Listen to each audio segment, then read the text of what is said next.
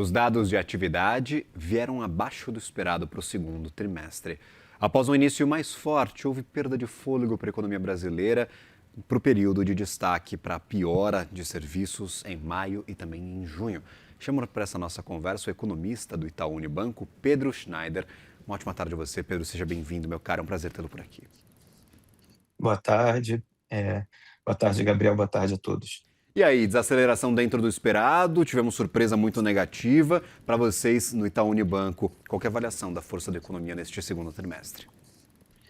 Eu acho que o nosso cenário e os últimos dados acho que estão corroborando esse cenário de uma desaceleração ordenada da atividade econômica. Ela é ordenada porque quando a gente vê como ela foi evoluindo ao longo desse trimestre, ela foi aumentando a percepção de desaceleração.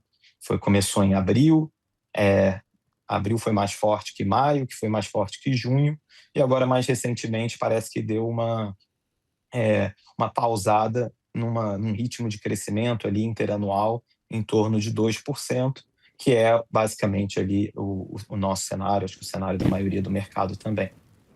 A tendência é desaceleração para os próximos trimestres também. A gente ainda vai ver atividade enfraquecendo ao longo de 2026. Sim, perfeito, porque os juros estão mais altos hoje, o Banco Central subiu no passado recente a taxa de juros e a queda de juros ainda demora a bater na economia. Além disso, tem toda a parte de impulso fiscal que está tendo um impacto menor do que se esperava, por uma série de motivos que a gente pode detalhar um pouco mais, mas basicamente ali as medidas tomadas na virada do ano, principalmente ali a isenção do imposto de renda de R$ 5.000, estão tendo um impacto um pouco menor do que se esperava na atividade econômica. Por que este impacto menor? A gente é o endividamento que está alto, é a inadimplência que acabou batendo nessas famílias, a parcela do orçamento que foi liberada pelo não pagamento de imposto já foi comida pelo pagamento de dívidas. O que aconteceu que essa bomba que se esperava no ano passado, falou, não, quando virar o ano e a gente tiver a isenção do imposto de renda, a gente vai ter mais consumo vindo. Por que isso não aconteceu? Eu acho que é uma mistura de várias coisas. Acho que a primeiro, assim, não era óbvio quanto em bilhões de reais a medida ia adicionar na economia. As contas que os economistas faziam era tudo em relação a cenários teóricos, né? Quando a gente vê quanto o governo está perdendo de arrecadação por conta da isenção maior do imposto de renda, já é consistente com uma medida de impacto potencial na economia menor do que se achava lá atrás. Antes se estimava entre 30, 35, 40 bilhões. Hoje a gente vê esses dados mais consistentes com uma renúncia de receita de 20 bilhões. Eu acho que o ponto que você trouxe do endividamento das famílias também contribui. A gente vê isso nos dados dos clientes do banco. A gente tem um indicador proprietário aqui de atividade econômica que chama IDAT, que a gente olha o consumo de cartão de crédito, débito, pagamento em PIX das famílias e vê que as famílias que foram beneficiadas pelo IR, elas não estão sofrendo tanto com esse efeito do endividamento como as famílias que imediatamente de renda mais baixa, que é, por exemplo, quem ganha até ali R$ 3.000, mas também não estão conseguindo consumir tão bem quanto as famílias que ganham entre R$ 6 e R$ 7.000. Então, eu acho que acabou sendo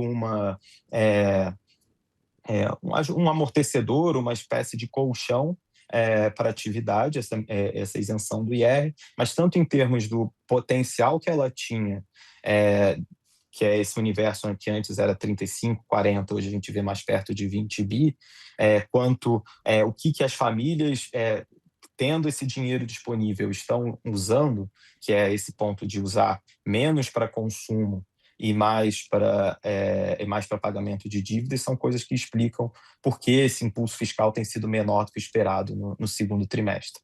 Agora, alguns setores, eles sofrem com a desaceleração da economia, o caso do setor de varejo. Vou pegar a fala do presidente do Grupo Casas Bahia para tentar repercutir contigo. Ele dizia, na verdade, ao mercado, né, uma teleconferência, falou que a desaceleração da economia prejudica o setor de varejo e 2027 será pior. A expectativa é mesmo essa, que em 2027 a gente vai ter uma economia crescendo ainda menos, com mais dificuldades? O nosso cenário aqui é que o crescimento do PIB desacelera de 1,9 para 1,5.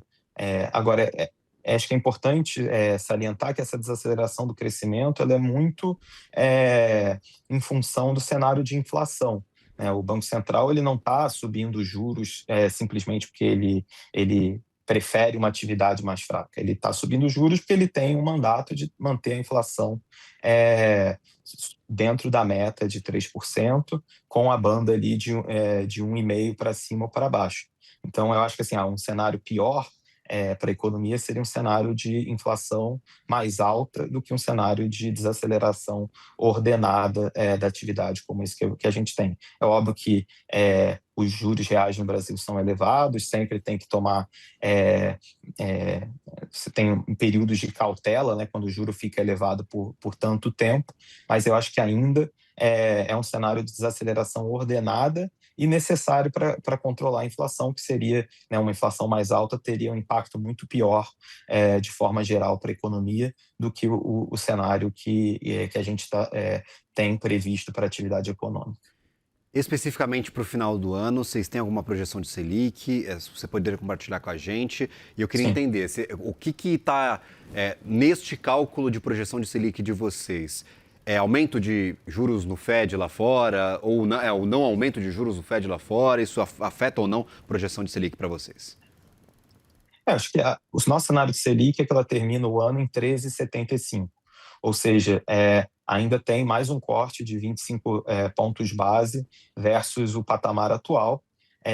Eu acho que assim, a gente está sempre revisando o cenário, sempre acompanhando as mudanças do cenário, tanto internacional quanto doméstico.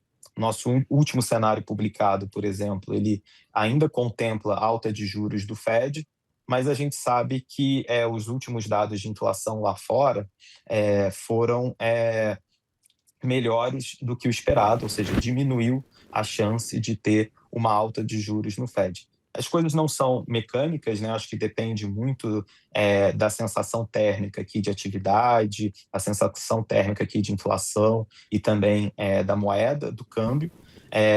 Mas, assim, só de não ter alta de juros lá fora, de ter aumentado a chance de não ter alta de juros lá fora, é uma ajuda para todos os países emergentes como o Brasil. Se a Selic vai conseguir ir abaixo de 13,75, eu acho que vai depender desse conjunto de informação doméstico também. Acho que a inflação aqui dentro tem dado alguns sinais de moderação, a atividade, como a gente falou já bastante, também está com sinais de moderação. O que falta é resolver toda a questão fiscal, que é sempre o desafio aqui do Brasil. Eu acho que isso que limita uma queda bem maior da Selic, se você pensar, né, menos no 13,50, 13,75, 14, menos nas minúcias ali de 25 pontos para lá ou para cá, e mais no nível de juro que é bem elevado no país. Pedro Schneider, economista do Itaú Unibanco. Obrigado pela participação conosco, meu cara. Até uma próxima, uma ótima tarde, uma boa semana para você. Obrigado, boa tarde. Valeu.